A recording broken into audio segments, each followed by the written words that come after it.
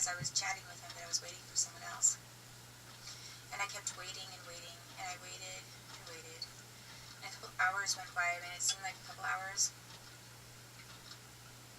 And then finally someone said, "We're sorry, no, we can't help you." And I said, "Could you talk to Ingrid?" Or whatever. And they said, "Yes, they can't talk to you." And I actually spoke to her, and I heard the tone of her voice, and she said, "I'm sorry, but I'm not going to be able to help you." And I remember that when she was either, I think when I talked to her, I think that they were leaving.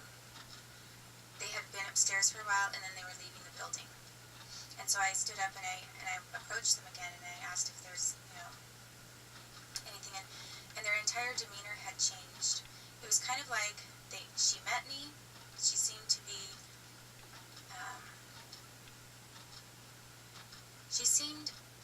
maybe I'm wrong, but she appeared to have no preconceived ideas about me and was open-minded. And then she was upstairs for a while, and when she came down, she looked nervous, and she looked nervous, very nervous. And then she said she couldn't talk to me. It was kind of like, I thought, what in the world did they say upstairs? So at that point I thought, there is some really weird kind of record in Canada about me, and something very strange is going on that involves Canadians. And my impression was that there must have been some Canadians who were decent people, but there were a whole bunch of them that were against me for some reason. And I wasn't sure. I mean, honestly, at that time, I had never accused Mike Nichols, whose biological parents are Canadian. I had never once publicly accused him of hijacking my car. I mean, I told the police what the facts were. The facts match hijacking. But I didn't use that as a descriptive term because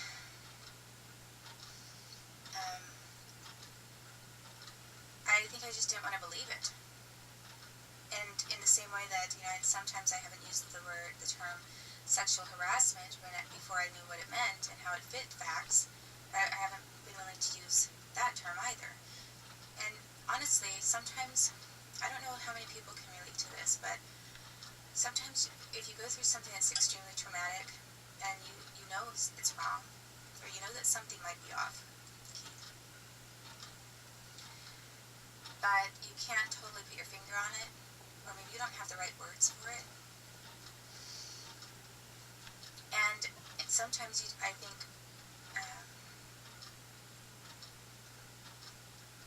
we don't want to really believe the truth and sort of displace it and like to come up with other ideas and alternatives. Well, it's probably this instead. I mean, which is what I did with Krista Schneider for a very long time. Well, I don't think she's on my side. But, well, maybe my phone is tapped. Maybe it's something else. It's just always never wanting to believe the worst, never wanting to believe something really horrific. And so at that time, nobody in Canada would have ever thought that I was a threat because I thought that my car had been hijacked. The only, by this biological Canadian guy. But I think that when I was in Canada, but the fact remains that after that accident and after he died, I was implanted with microchips. And the United Kingdom knew about it, which means Canada knew about it.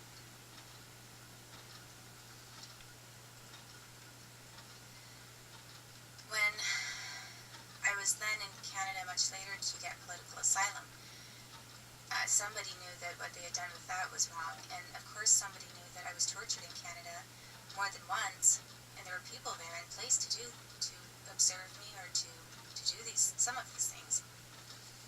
And so there was something that was off about it. But any innocent Canadian who was maybe looking into a record, they probably wouldn't have known what to think.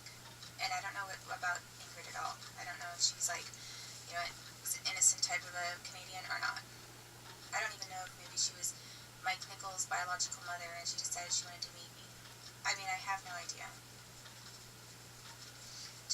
was a spontaneous arrival for her to show up when she did and everything, but you just never know. All I know is that I kept trying with the Canadian Embassy, and they forced me out. They knew that my son had been taken from me. I was offered zero assistance. It wasn't like anybody there was trying to help me. The way I remember that when I left, I thought, this is really weird. They're acting like I'm an enemy. And even though I knew what Russ Haugen, or not Russ Haugen, I keep saying that, but even though I knew that immigration person, Ross, what he had done was illegal, I hadn't fully processed who was connected to who, and Bruce, and what he did, and Bruce and Corinne.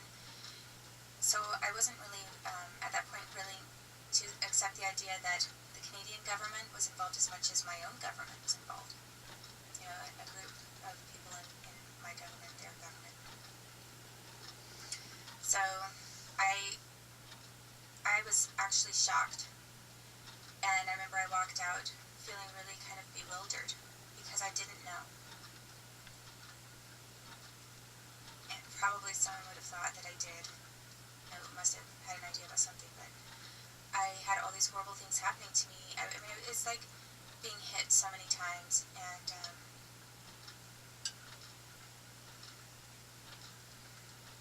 almost not knowing anymore, like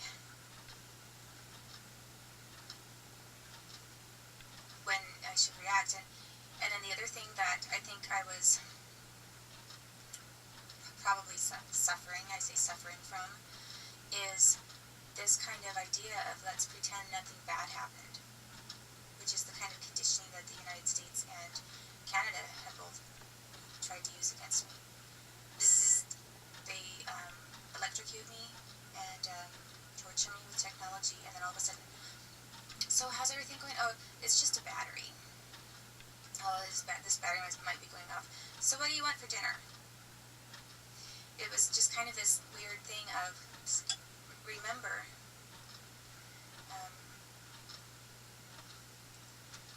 remember your place, or something like that. And then all of a sudden they're very friendly, and then I'm scared out of my mind and trying to pretend and play dumb.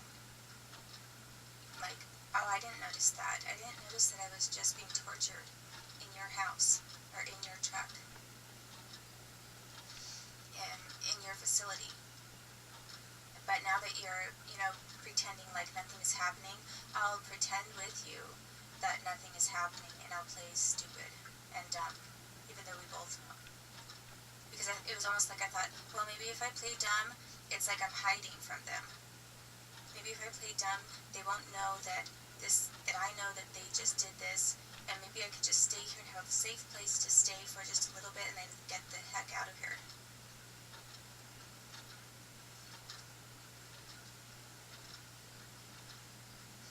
Or sometimes I even thought maybe they changed their mind, maybe now they're going to be nice and maybe they're going to help me. I mean, so I was used to this getting tortured and then people acting like they're my friend at the same time, which is totally twisted. So when I was then at the Canadian Embassy, and I wasn't tortured there specifically at that embassy, but then when I was being treated like the enemy, I was kind of shocked. Nobody was keeping that game up there. They just kind of treated me like I was an enemy of the Canadian state. State as in a country.